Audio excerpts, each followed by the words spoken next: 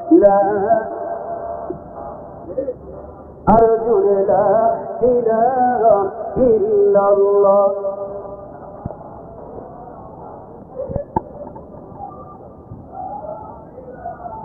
إلا الله لكل شيء سطالة وسطالة القلوب ذكر الله সাল্লাল্লাহু আলাইহি ওয়াসাল্লাম। আমার বাবাজিরা, প্রত্যেকটা জিনিস পরিষ্কার করার জন্য আপনার কাপড় গন্ধা হয়ে গেছে, কি দিয়া পরিষ্কার করেন? সাবান দিয়া। কথা বলেন ঠিক কিনা? নাই হইতেছে না।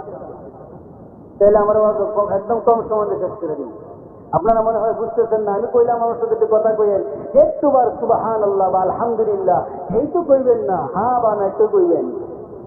প্রত্যেকটা জিনিস আপনি সাফ করার জন্য একটা পালিশ লাগে, ব্রাশের দরকার। কিসের দরকার? দূর হলো না, আরো জোরে বলেন, কিসের দরকার? ব্রাশের দরকার। আল্লাহর হাবিব জনাবে মুহাম্মদ রাসূলুল্লাহ বলেন, লিকুল্লি শাইইন সিকালাতুন, প্রত্যেকটা জিনিস সাফ করার জন্য একটা ব্রাশের প্রয়োজন আছে।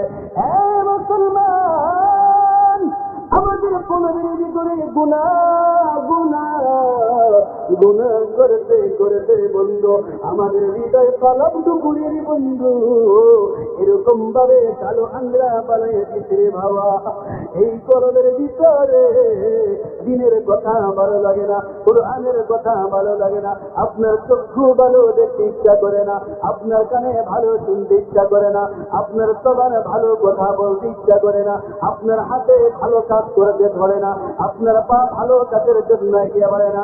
আল্লাহর নবী সাল্লাল্লাহু আলাইহি ওয়াসাল্লাম বলেন, আলা ইন্না ফিল জাসাদি মুদগা ইযা সালুহাত সালুহাল জাসাদু কুল্লুহু ওয়া ইযা ফাসাদাত ফাসাদাল জাসাদু কুল্লুহু আলা